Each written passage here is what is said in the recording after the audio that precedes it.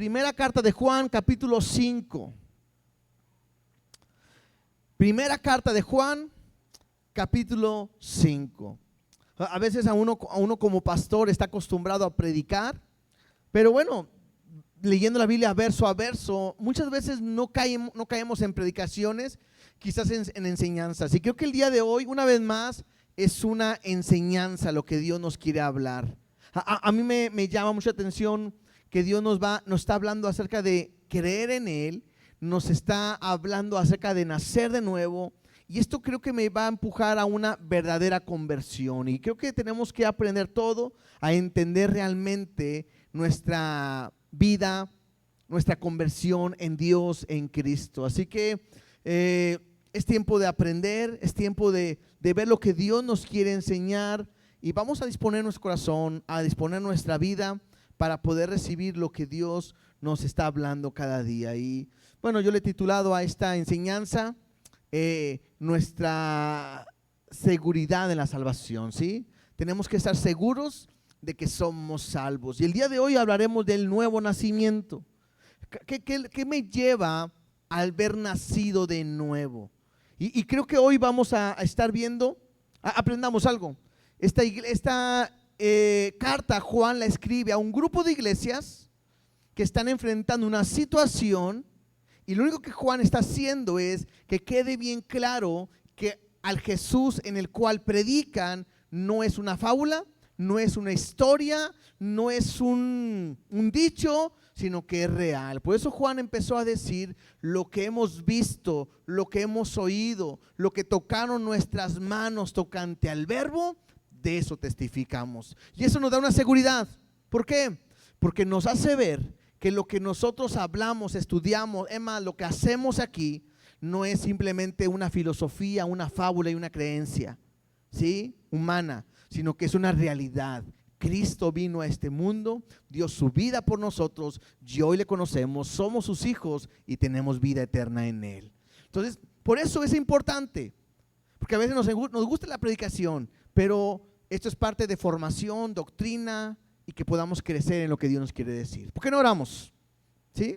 Vamos a orar y vamos a decirle: Dios, háblame el día de hoy. Quiero aprender de tu palabra, yo quiero creer en ti en todo momento. Dios, te damos gracias porque eres bueno, porque eres fiel. Nadie es como tú, Dios.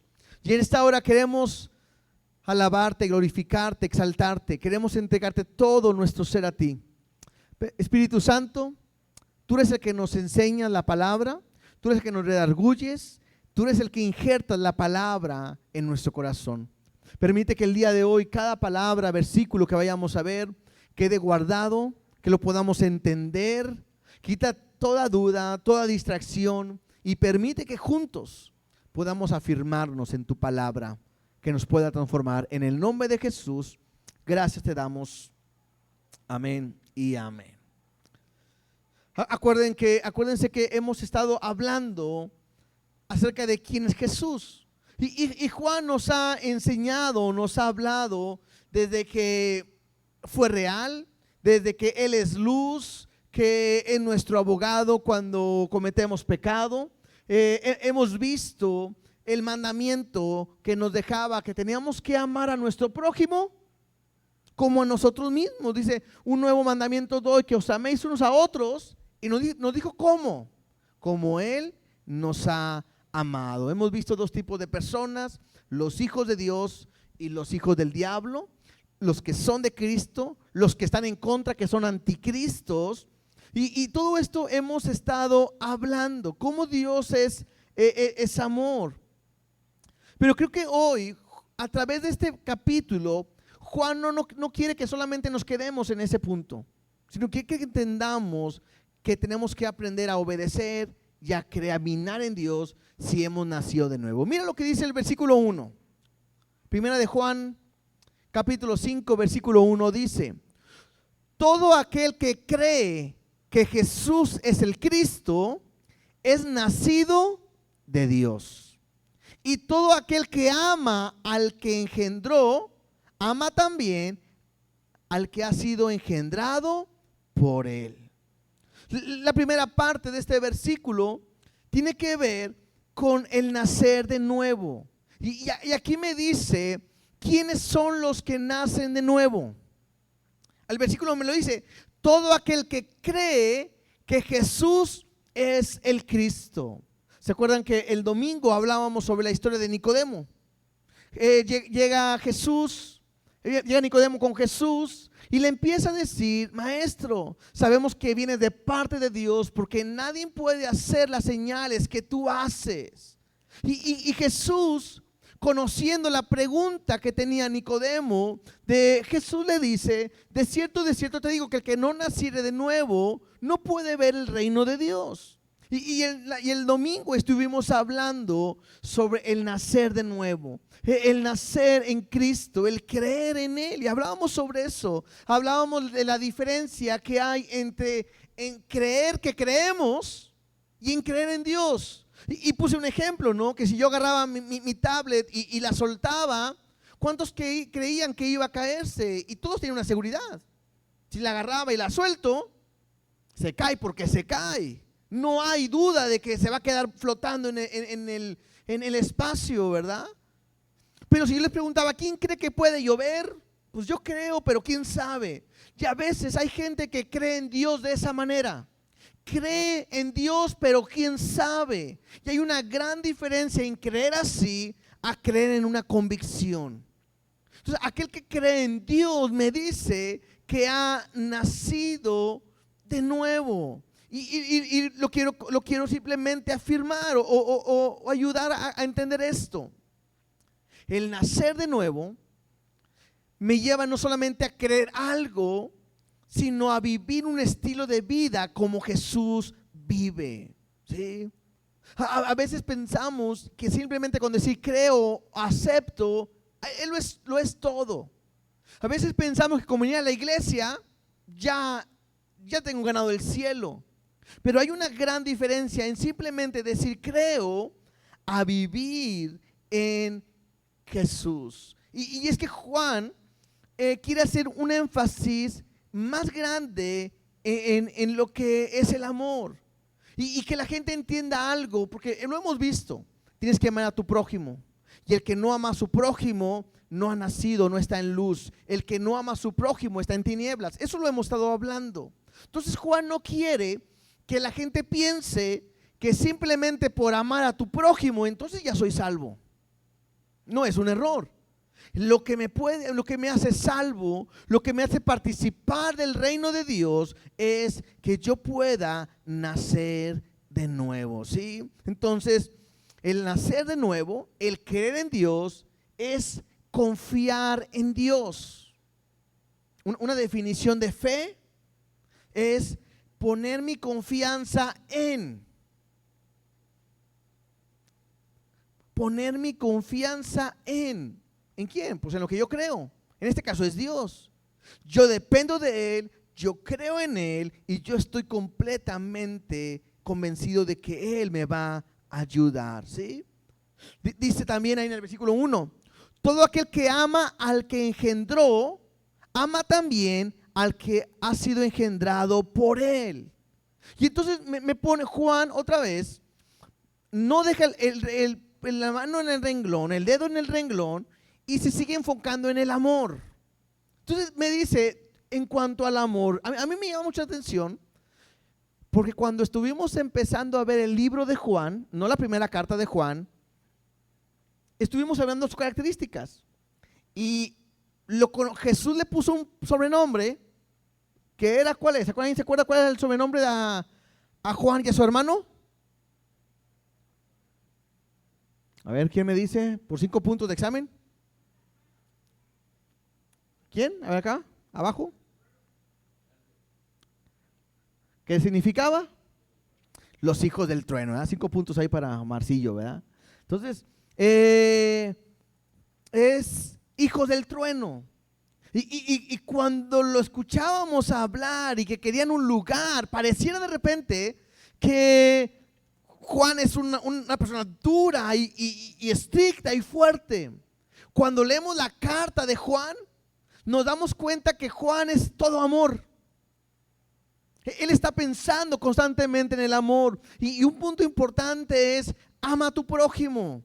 ama como Dios nos ha amado. Y aquí en este versículo me pone 2 puntos. Aquí yo tengo que amar. Número 1, tengo que amar el que engendró. ¿Quién nos ha engendrado? Pues Dios. ¿A quién tengo que amar? A Dios. Porque somos nacidos de nuevo y somos parte de su familia. Pero también tengo que amar a los que Él ha engendrado, y eso es a la iglesia, a mis hermanos, a mis amigos. Y lo hemos yo preguntado en muchas ocasiones, y una vez más te pregunto, ¿realmente tú amas a los hijos de Dios? Yo espero que sí. Aunque de repente yo les decía, hay gente que a lo mejor me es difícil amar o aceptar o recibir. Entonces Juan quiere que podamos entender algo que debe de resaltar en la iglesia cristiana. ¿Qué debe de ser? El amor. Una cualidad de los hijos de Dios, de los cristianos, ¿cuál debe de ser? El amor. Algo que nos debe de caracterizar a todas las iglesias en Cristo es el amor. Y te tengo que decir, y lo que lo has visto y lo has vivido, creo que muchas veces la iglesia carece de esta cualidad que Dios ha puesto en nosotros. Y lo he dicho. Bueno, si no eres de mi iglesia, no te tengo que hablar. Hay pastores que tienen prohibido que le hablen a hermanos de otra iglesia, quizás por el temor de que se los fueran a robar o se los fueran a llevar. Pero una cualidad que tiene que haber en aquellos que son nacidos de nuevo es que el amor de Dios tiene que estar en ellos. Un amor para amar a Dios y un amor para amar también a su prójimo. ¿Sí? ¿Cuántas veces como papás hemos visto que nuestros hijos se pelean? ¿Sí? ¿Sí se han peleado? O a lo mejor en su familia sus hijos nunca se han peleado. Por ahí dicen que si no se pelean es que no son hermanos. Pero ¿a cuántos de ustedes les gustan ver a sus hijos pelear? Ninguno, ¿verdad que no? Nadie llega a decir, Dios, el día que yo falte, ojalá que mis hijos se peleen y que nunca más se hablen. Pues nadie va a decir eso, al contrario. La oración, la petición, el deseo es, Dios, que mis hijos siempre se lleven bien. Es más, yo lo hago con mis hijas. Y no sé, a mí mi mamá también lo hacía, y yo no sé si ustedes lo hacen, pero el consejo es, a ver, si nosotros llegamos a faltar, solamente van a estar ustedes. Y si ustedes no se ven bien, entonces ¿cómo se van? Y empieza un discurso, ¿verdad? Pero es real. Si a nosotros no nos gusta que nuestros hijos se peleen, te pregunto, ¿tú crees que a Dios le agradará que nosotros como sus hijos estemos peleando? ¿Tú crees que a Dios le agradará que como hijos no nos podamos ver unos y otros?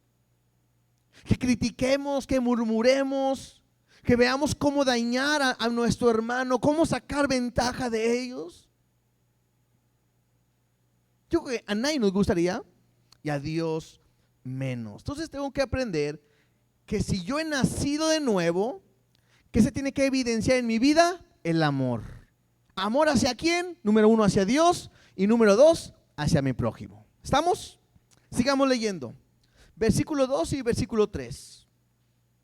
Dice, en esto conocemos que amamos a los hijos de Dios, cuando amamos a Dios y guardamos sus mandamientos. Pues este es el amor de Dios, el amor a Dios, que guardemos sus mandamientos, y sus mandamientos no son gravosos. ¿Sí? Creo que se apagó la luz, no sé si de aquí de enfrente, gracias. ¿Sí? Entonces me dice, en esto conocemos que amamos a los hijos de Dios. ¿Sí? Y tengo que aprender algo. El amor que yo le pueda tener a mi hermano, el amor que yo le pueda tener a mi hermano, demuestra cuánto amo a Dios. Hagamos un ejercicio. Voltea a ver al que está detrás de usted. Si no hay nadie atrás, a un ladito. Voltea a ver. Todos, obedientes, ¿verdad? Te pregunto, ¿lo amas? Los que están en la pared, qué chiste, ¿verdad? Bueno, a ustedes les tocan los de enfrente, ¿verdad? ¿Amas al que está a tu lado? O sea, hay una gran diferencia entre amar y querer, ¿no? Y mucho más en que, pues me cae bien. Porque a lo mejor el hermano te cae bien. Pero amar,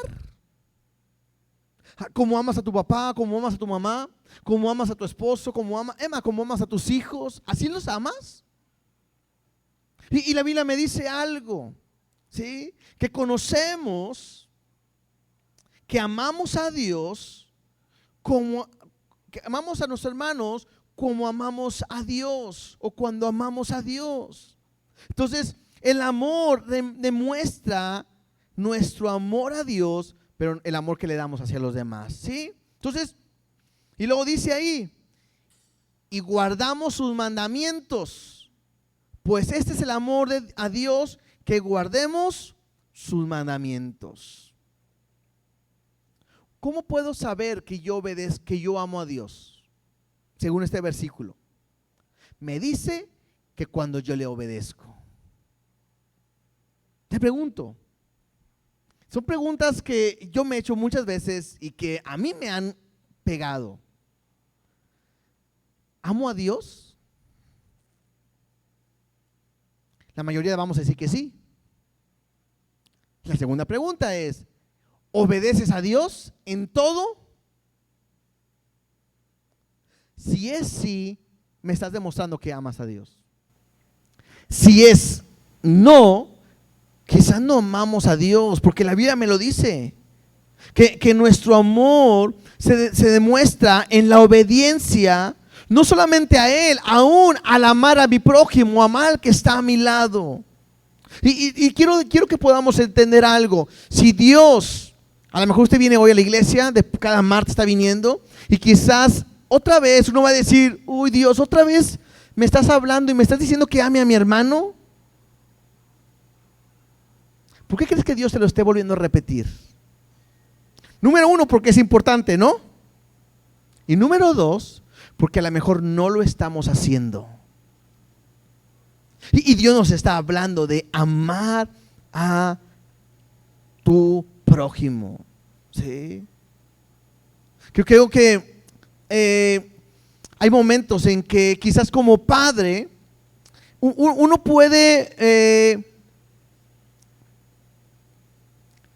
pudiera quizás demostrar cuánto ama a los hijos en el momento en que ama a la mamá. Uno como papá, ¿no? Si uno ama tanto a los hijos, uno lo tiene que demostrar amando a su esposa. Entonces, es importante que amemos a Dios, porque en este caso es como si fuera nuestra esposa, ¿no? O sea, es importante que amemos a Dios, pero también es importante que podamos amar a los hijos, o sea, a la iglesia. Dios nos está una vez más hablando y recordando la necesidad de amarnos los unos a los otros. Dice que cuando amamos a Dios y guardamos sus mandamientos, es una manera de mostrar nuestro amor. Y en la iglesia, creo que tiene que ser algo que cuando la gente venga por primera vez a la iglesia, lo tiene que ver. ¿Cómo van a saber? ¿Cómo van a sentirse a gusto? Cuando entren por una de las puertas y puedan ver que en esta iglesia no solamente amamos a Dios, sino amamos a todos, incluso al que va llegando. Voy a poner un ejemplo. Ejercicio, ¿sí? Traten de ahí como están, de voltear a ver a todos los que vinieron el día de hoy. Traten de ver quién vino. Véanlos bien, por favor. Véanlos bien. Ahora, levante la mano el que sabe cómo se llaman todos los que están aquí, que los conoce a todos los que están aquí y que ha platicado con todos los que están aquí. Levante la mano, a ver.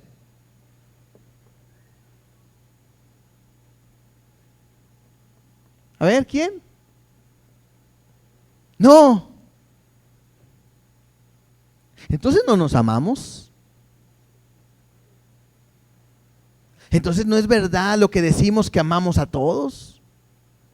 Porque no puede ser posible que venga alguien a la iglesia y que nosotros no tengamos la capacidad de, hermano, ¿cómo está? Mucho gusto. Mi nombre es Jesús Rey. ¿Cuál es su nombre?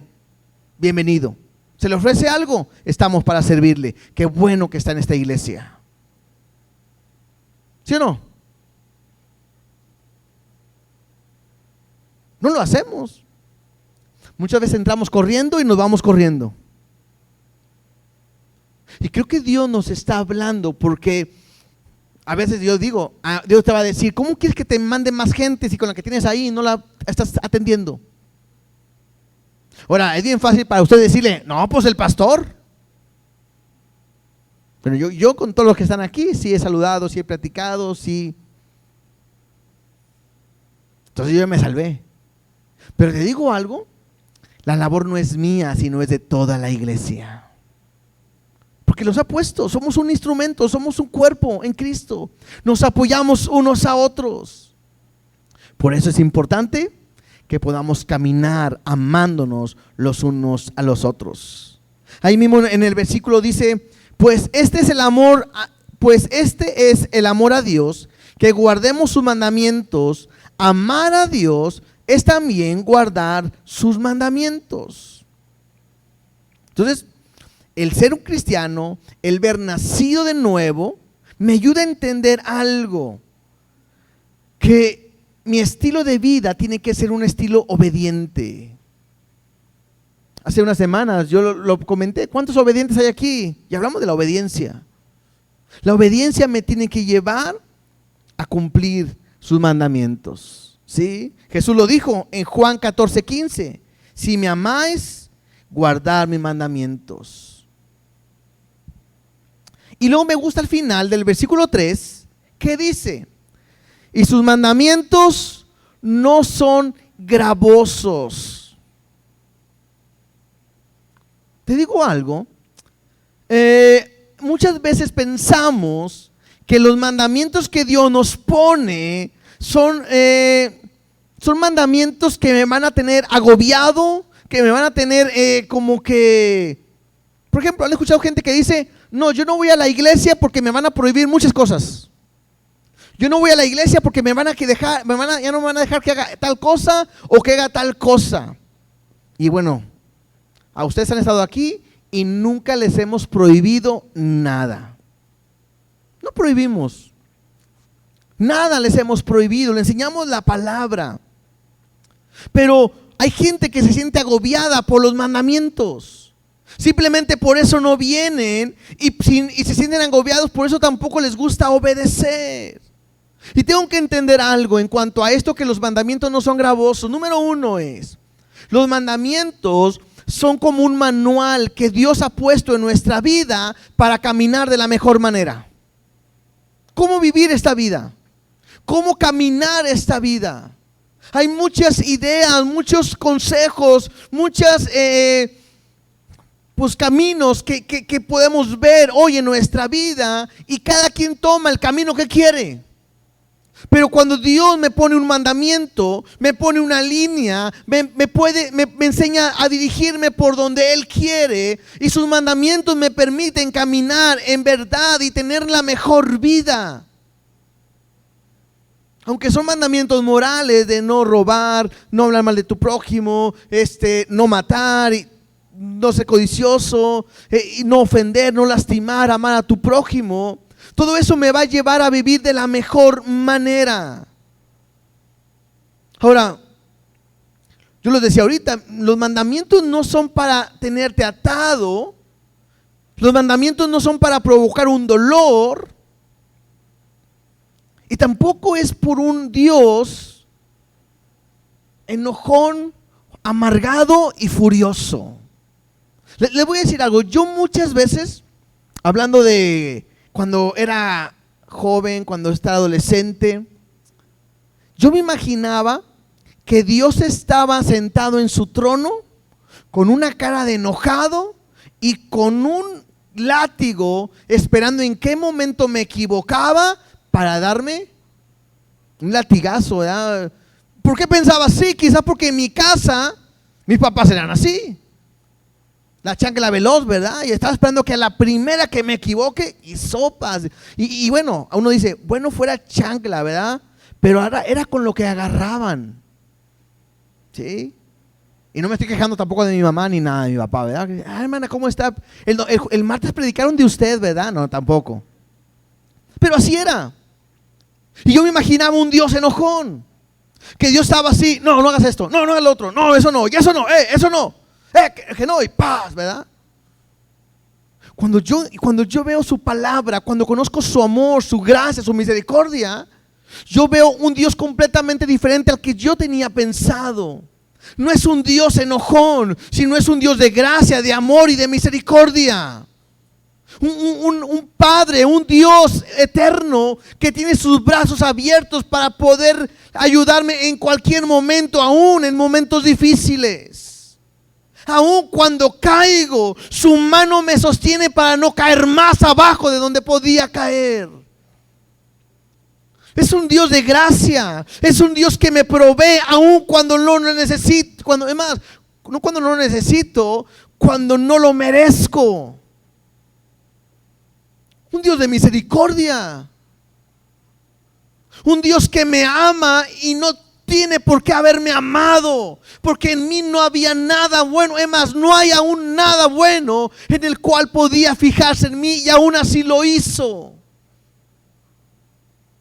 Cuando Él pone mandamientos, no es porque quiera lastimarte, herirte, dañarte, torturarte, castigarte, no, sino porque Él quiere que te vaya bien en la vida. Es increíble, pero como papás hacemos esto siempre en nuestros hijos. Vemos a nuestros niños jugando con un encendedor y ¿qué le decimos? Dame eso, te puedes quemar. Vemos a un niño jugando con una navaja, con un cuchillo y dame eso. Crecen y papá, préstame el carro y claro que no, ¿verdad? ¿Por qué no lo hacen? ¿Por qué no se lo dan? ¿Por qué les quitan las cosas? ¿Porque odian a sus hijos? No, ¿por qué? Porque los aman. Y no están en tiempo ni en condiciones de usar eso. Y cuando nosotros éramos jóvenes y nos quitaban todo eso, decíamos, mis papás no me quieren. ¿No es cierto? O nomás yo pensé eso una vez en la juventud. Fue cuando mi mamá me daba, mi papá lloraba y yo decía, mis papás no me quieren. Y hasta andaba buscando a ver quién vecino, tío, familiar lo veía como con candidato para que sea mi papá y mi mamá, ¿verdad? Quería cambiar. Bueno, Dios pone mandamientos que no son gravosos, pero no porque sean malos, sino porque te quiere bendecir y quiere que te vaya bien en la vida. Sus mandamientos son buenos. Cuando uno nace de nuevo, Dios le pone en su vida un corazón nuevo, y eso me lleva a un instinto de querer agradar a Dios. ¿Cuánto les ha pasado? Antes ni querían agradar a Dios, ni Dios ni les importaba. Pero en el momento que nacieron de nuevo, que entregaron su vida a Cristo, surgió algo ahora que dicen, no, eso a Dios no le agrada. No, yo quiero agradar a mi papá Dios. ¿Por qué? Porque al nacer de nuevo te pone un corazón nuevo, un corazón diferente. Dios lo ha dicho, que iba a quitar un corazón de piedra duro que teníamos y nos iba a poner un corazón de carne sensible a lo que Él quiere hacer. ¿Qué más? ¿Te digo algo? Los mandamientos de Dios no son tan gravosos como los mandamientos de hombres. Porque hoy en día hay tanta religiosidad en las iglesias, hay tantas reglas en la iglesia que ni Dios los ha puesto. No usarás pantalón, no se deben de pintar, no se deben de cortar pelo. Las mujeres, ¿verdad? Está hablando de las mujeres, no los hombres, ¿verdad? Pastor, ¿llegaremos en faldas? No, ¿verdad? Pero las mujeres decían, no usen pantalón. ¿Dónde dice la Biblia? Pues no, pero usted no lo puede traer. No se pueden maquillar, no se pueden hacer esto. Los hombres no pueden hacer así y no pueden, y entramos. Y de repente hay tantos requisitos y son reglas y reglas y reglas y reglas. Y tengo que decirlo realmente. Muchas veces prefieren obedecer las reglas de hombres que las reglas de Dios. ¿Te digo algo? Los mandamientos de Jehová no son gravosos. Entonces, Juan está tratando de decirte, yo sé que la obediencia no es fácil, pero si amas a Dios tienes que aprender a obedecer. Entonces, Jesús llegó a decirles a los discípulos, ustedes ponen cargas que ni ustedes mismos pueden llevar. Y Jesús voltea y les dice, mi yugo es fácil y ligera mi carga. ¿Te digo algo? El obedecer a Jesús no es fácil, pero tampoco es imposible. Es fácil obedecerle, es fácil seguirle, es fácil caminar en Él. Y a mí me emocionó mucho cuando estaba leyendo esto, porque antes, en el Antiguo Testamento, había que cumplir muchas reglas para agradar a Dios. ¿No es cierto? Sacrificios, fiestas, cumplir reglas y reglas. Y el hombre no podía cumplir las reglas. Y Jesús simplemente nos dice, mi pueblo solamente tiene que cumplir o caminar en obediencia. Ya no me pone reglas antiguas, sino simplemente me habla de caminar con Él. ¿Cómo qué? Como amar a tu prójimo y como amar a Dios. ¿Sí? Entonces, sus mandamientos no son gravosos. Si amamos a Dios, podemos obedecerle y agradarle a Él. Yo ponía este ejemplo. Bueno, me gusta ponerlo, creo que es más fácil entre parejas. Yo no sé a cuántos de ustedes con su novia, hoy ya están casados quizás, pero cuando era su novia tenía que ir a verla y a lo mejor vivía hasta el otro lado de la ciudad. Y a lo mejor ni tenía carro. Y si estaba lloviendo, ¿qué hacía? ¿Se quedaba sin ganas de verla o iba a verla? Iba a verla. ¿Y si estaba haciendo mucho calor? Iba a verla. ¿Y si venía en la noche y ya no había camiones, ya había que venirse caminando? Iba a verla. Si lo andaba persiguiendo el suegro, iba a verla como quiera, ¿verdad? O sea, había que demostrar, era tanto su amor por ella que aguantaba, o por él que aguantaba hasta el regaño de los papás, ¿no? Ese muchacho no te conviene. Yo lo quiero, tú no sabes nada del amor, yo sí, ¿verdad? Y sufrían y soportaban todo. ¿Por qué? Porque la amaban. Y hasta decían, y con esa me voy a casar. Y te decían, pero mis hermanos te van a golpear. No, me lo voy a ganar, vas a ver. Hacían cualquier cosa por ganárselo, por amor. Te digo algo, si amamos a Dios, podemos hacer cualquier cosa porque le amamos. ¿Sí me explico? ¿Sí me doy a entender el ejemplo? O sea, ¿cómo por una mujer o por un hombre estoy dispuesto a todo? Por Dios tengo que aprender a estar dispuesto a todo. Versículo 4 y versículo 5. Vamos a avanzar un poquito más rápido. Dice, porque todo lo que es nacido de Dios, otra vez, hablamos del nacido de Dios. ¿Quiénes son los que han nacido de Dios? Los que han creído en Jesús. Porque todo lo que es nacido de Dios vence al mundo. Y esta es la victoria que ha vencido al mundo, nuestra fe. ¿Quién es el que ha vencido al mundo? Sino el que cree que Jesús es el Hijo de Dios. ¿Sí? Entonces Juan dice simplemente un principio muy sencillo.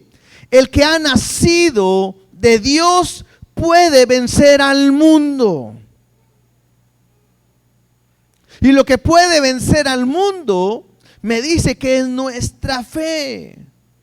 Entonces, me habla de una fe, no solamente de venir al altar y decir acepto a Cristo como mi Señor y mi Salvador, sino lo que decía al principio, me habla de tener una constante y permanente fe en Jesús. Cuando yo pongo mi confianza en Él, cuando yo camino con Él, cuando yo avanzo con Él, me es fácil vencer al mundo. Ahora, ¿qué significará vencer al mundo? Bueno, vencer al mundo me lleva no solamente no a pelear, levantarme a guerra contra todos, sino me habla de lo que se vive el día de hoy. Y me habla de tanta violencia, tanta maldad, tanta rebeldía, tanta problema de inmoralidad, tantas situaciones de idolatría que hay en el mundo. Hoy estamos en un peligro, porque podemos caer en ese conflicto, en ese problema de fallar. ¿Cuántas veces hemos fallado en una de estas áreas? ¿Sí o no? ¿O nomás yo? Todos fallamos. Pero te digo algo, la Biblia me dice que los que han nacido de Dios pueden vencer al mundo. O sea, tú tienes la capacidad en Dios de poder vivir diferente, de dejar el cigarro, de dejar quizás de tomar, de dejar las drogas, de dejar la inmoralidad, de dejar la violencia, o dejar la envidia, el coraje, la murmuración, la idolatría, cualquier problema que hoy puedas estar enfrentando. Dios te puede dar la victoria a través de ¿qué? De la fe, de que hayas nacido de nuevo. Lo hemos dicho muchas veces queremos que mi esposo o mi hijo se comporte como un cristiano y no viene a la iglesia. Emma, no es cristiano. Y te digo algo, es imposible. ¿Cómo le pides a una persona que está muerta espiritualmente que viva como una persona que está viva en Cristo? Es imposible.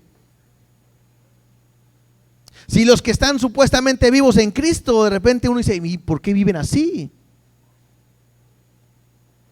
Entonces, para poder caminar en victoria, yo tengo que aprender primero a confiar en Él, vivir en Él y vivir como una nueva criatura en Cristo.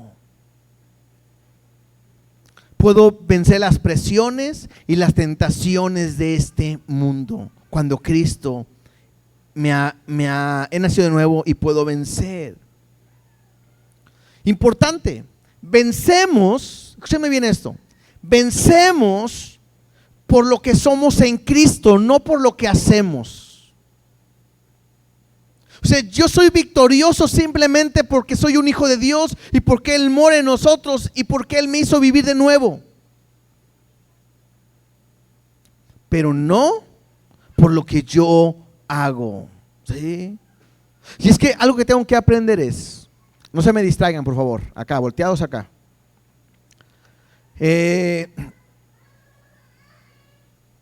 Si yo vivo un cristianismo intelectual, solo de conocimiento, y solo de conocimiento, y solo de conocimiento, y no cambio y no vivo de esa manera, no sirve lo que yo estoy aprendiendo día a día. De veras, ¿de qué te sirve saber que eres un pecador y que necesitas aceptar a Cristo para ser salvo si nunca haces tu decisión por Cristo? De nada. De nada te sirve saber tanto de Jesús si no le entregas tu vida a Él. Entonces, tengo que aprender a poner mi confianza, a creer y poder llegar a ser vencedores en Cristo Jesús. Jesús lo dijo en Juan 16:33: en el mundo tendréis tribulación, pero confiad, yo he vencido al mundo.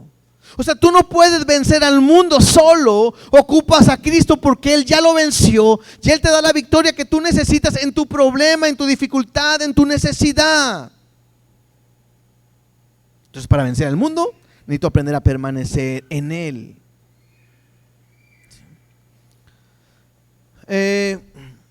Otra manera de crecer, de vencer al mundo es caminar en Cristo día a día. Jesús lo dijo: al que venciere, le daré que se siente conmigo en mi trono, así como yo he vencido y me he sentado con mi Padre en su trono. Apocalipsis 3:21.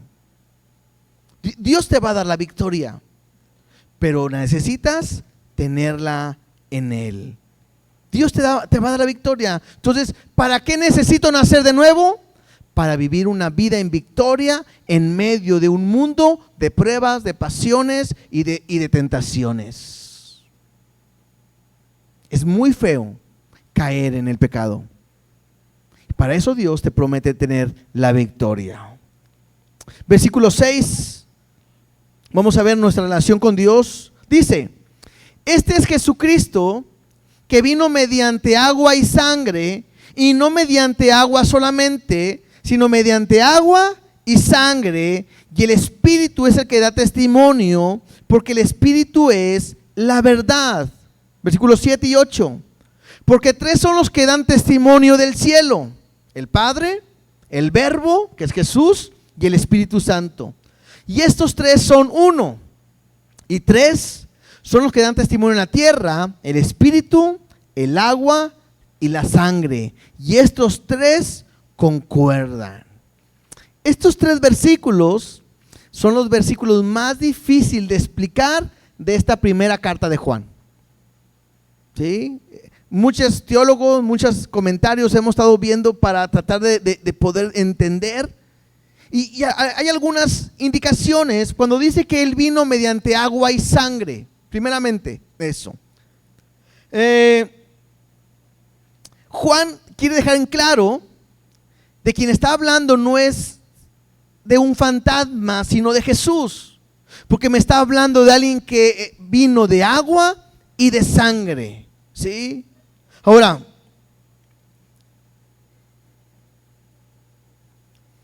cuando me dice que vino de agua y sangre, me está hablando de que Jesús es parte de algo real, de lo que es material. Tenía carne, tenía hueso.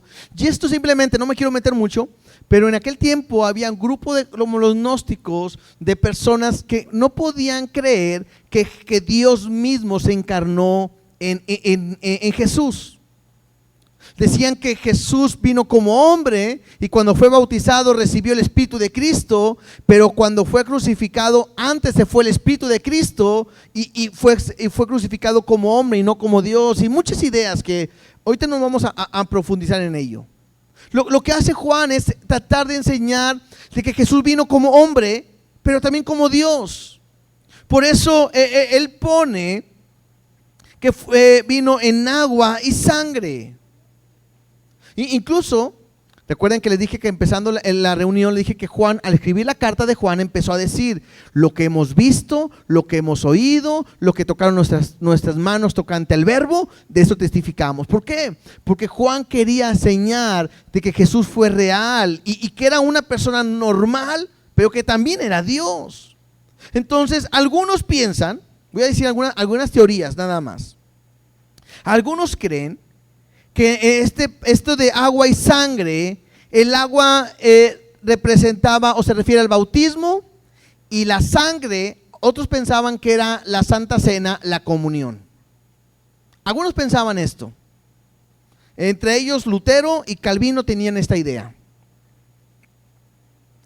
Otros, como Agustino, pensaba que agua y sangre se refería al agua y la sangre que brotaron del costado de Jesús cuando estaba en la cruz y le pusieron una lanza. ¿Recuerdan que salió sangre y agua, que era lo último? Algunos piensan, como Agustino, que se refiere a ese hecho, ¿sí? Otros creen que cuando habla de agua y sangre se refiere al nacimiento de agua, que hablaba del nacimiento de la carne, del vientre, que decíamos el domingo, que era del líquido que está en el vientre de una mujer, que hay ese agua. Y cuando habla de sangre, habla de su muerte. Y otros, que probablemente la mejor explicación que pudiéramos entender, es que cuando habla de agua y sangre, cuando habla de agua, habla de bautismo de Jesús, y de sangre habla de su crucifixión. por qué puede ser el mejor? Bueno, porque cuando Jesús fue bautizado, no fue bautizado por arrepentimiento de pecados. ¿Por qué? Porque Jesús no cometió pecados. Entonces, ¿por qué fue bautizado Jesús? Porque Él quería identificarse con la humanidad pecaminosa. ¿Sí? Y quizás estaba diciendo, vine a bautizarme porque yo soy uno como ustedes. Y se quería identificar con el hombre en el bautismo. Y cuando habla de la muerte de la cruz, cuando en su crucifixión, bueno, Él murió porque tenía que hacerlo, no porque fuera un pecador.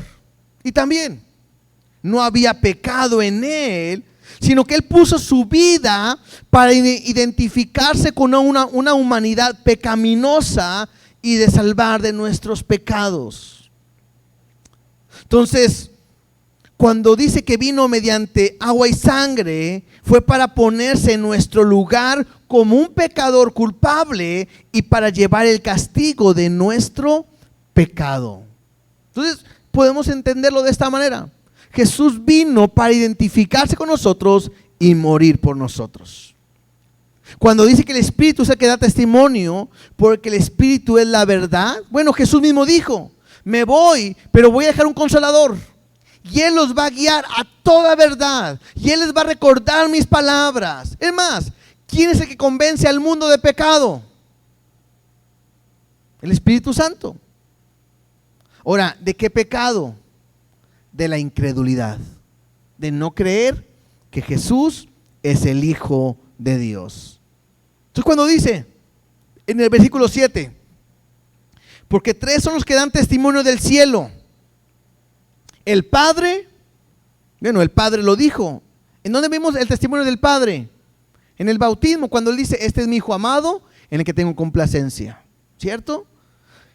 El Verbo, ¿quién es? Jesús. Mismo Jesús dice, yo y el Padre somos uno. Y Él daba testimonio de quién Él era, ¿no? Y el Espíritu Santo también, ¿por qué? Porque Él nos revela la verdad en Jesús. Entonces me habla del Padre, del Verbo que es Jesús y del Espíritu Santo, y los tres son uno y son los que dan testimonio del cielo. Pero también me dice que los que dan testimonio de la carne son el Espíritu, que es el Espíritu de Dios, el agua, que hablamos del bautismo, y la sangre, que hablamos de su muerte. Entonces simplemente nada más como una referencia, los tres están de acuerdo y nada se contrapone. Entonces tanto en el cielo como en la tierra todo apunta a que Jesús es el Hijo de Dios. Espero no haberlo revuelto, espero haberme explicado bien, pero todo apunta a que Jesús es el Hijo de Dios, ¿sí? Versículo 9 y versículo 10 dice, si recibimos el testimonio de los hombres, mayor es el testimonio de Dios, porque este es el testimonio con que Dios ha testificado acerca de su Hijo. El que cree en el Hijo de Dios tiene el testimonio en sí mismo. El que no cree a Dios le ha hecho mentiroso, porque no ha creído en el testimonio que Dios ha dado acerca de su Hijo. Este versículo a mí me llamó mucho la atención. Primero me dice, si recibimos el testimonio de los hombres, mayor es el testimonio de Dios. ¿Qué quiere decir esto? ¿Cuántos de nosotros nos pasa que nos cuentan algo y se lo creemos? ¿No es cierto? De repente hoy en Facebook o en lo que pasa, en lo que vemos que nos comentan, de repente nos creemos todo. Ahorita hay una gran duda de que si ahí se puso la vacuna y que si se enfermó y que si se va a morir o que si va a vivir y todo lo que pasan lo creen. Si dicen que pasó un ovni por su casa, hasta no, me platicó un amigo que por su casa pasó el ovni, no sé qué bolote, y si viste una luz y cosas que ni ven y lo creen. Entonces Juan dice, si lo que nos platican los amigos le creemos, ¿por qué no creer lo que Dios nos está diciendo? Si es mayor el testimonio de Él, ¿cómo no creerle a lo que Él nos está mostrando. Su palabra es verdad, como no hay un error en Él, todo lo que dice es verdad. Entonces es importante que podamos creer. Y luego dice, el que cree en el Hijo de Dios tiene el testimonio en sí mismo. Y tengo una pregunta. Nosotros no podemos, nadie de nosotros podemos asegurar quién es cristiano y quién no es cristiano. Nadie puede asegurar quién es salvo y quién no es salvo. Pero cada uno de nosotros sabemos si somos o no somos. ¿No es cierto? Tú sabes. Yo te podré decir no eres y no eres. Y tú dices, sí soy. Estoy seguro de mi seguridad, de mi salvación. O al revés. Te puedes decir, sí, hermano, usted es un hijo de Dios, usted es un hermano, porque mire lo que hace. Y usted por dentro va a decir, no lo soy. Entonces, yo puedo creer en el Hijo de Dios, y el mismo Espíritu que Dios ha puesto en nosotros nos da testimonio de que somos. Pero me llama mucha atención a esto. El que no le cree a Dios le ha hecho mentiroso. Y esa frase a mí me llamó mucho la atención, porque ¿cuántas veces a ustedes alguna vez le han dicho mentiroso? No, tú eres bien mentiroso. Bueno, y que sea verdad, y que sea mentira, ¿verdad? Porque si es verdad, pues ni cómo defenderte. Pero si es mentira, ¿te molesta? ¿Sí o no? Te estoy dando la verdad. No, eres bien mentiroso. Ay, ¿cómo te explico? Y bueno, me llama la atención que todo aquel que no le cree que Jesús es el Hijo de Dios, lo que está haciendo es diciéndole a Dios, eres un mentiroso. No te creo a lo que me estás diciendo. Ahora, mucha gente no se da cuenta, no lo hace adrede, ¿no? Pero eso es lo que está haciendo. Porque Dios nos pone en su palabra, Él es mi Hijo, no te creo. Él es el Salvador del mundo, no te creo. Él te puede traer a mí, no te creo. El no creerle a Dios le hacemos mentiroso. ¿Cuántas veces Dios nos ha hablado y no le creemos? Y le decimos a Dios, mentiroso. Fuerte, ¿no? Ahora, cuando uno rechaza tanto a Dios, me lleva a endurecer mi corazón. Y es porque no le creo a Dios. Y termino con los últimos dos versículos. Versículo 11 y versículo 12, que me habla de la seguridad de mi salvación. Increíble, porque el domingo terminamos con estos versículos. Y hoy, una vez más, terminaremos con estos versículos. Y este es el testimonio que Dios nos está hablando, ¿eh? Este es el testimonio, la Biblia, su palabra. Que Dios nos ha dado vida eterna, el Zoe, una vida que solamente Dios puede dar, del origen. Y me dice, ¿y esta vida está en quién? En su Hijo. Y me dice claramente, el que tiene al Hijo, tiene la vida. El que no tiene al Hijo de Dios, no tiene la vida. Tengo que creer que nació de nuevo. Tengo que creer que su Hijo está en mí y yo puedo tener una seguridad de mi salvación. Estos versículos los usamos para recordar mi seguridad de que soy salvo o que he nacido de nuevo. Vuelvo otra vez a decirte, ¿tienes al Hijo en tu vida? Si es sí, eres salvo. Si no tienes al Hijo de Dios en tu vida, no tienes la vida de Dios, la vida eterna. Lo que hoy Dios quiere que puedas entender, si crees en Él y naces de nuevo, tienes que amarlo a Él, tienes que amar a tu prójimo, tienes que vencer al mundo y tienes que creer en lo que Él te ha dicho. Jesús es real y Jesús es verdadero. Ponte de pie, por favor.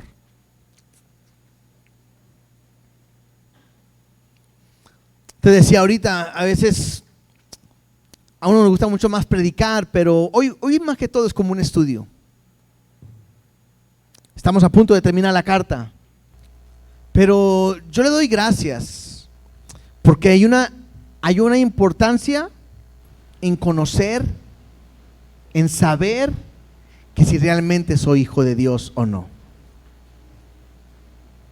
Yo les decía el domingo, muchas veces en nuestra mente pasa la duda, ¿y Dios existirá? O pasa la duda de que, ¿y seré salvo? Bueno, yo quiero decirte el día de hoy que necesitas tenerlo a Él para tener esa seguridad en ti. 2, necesitas nacer de nuevo.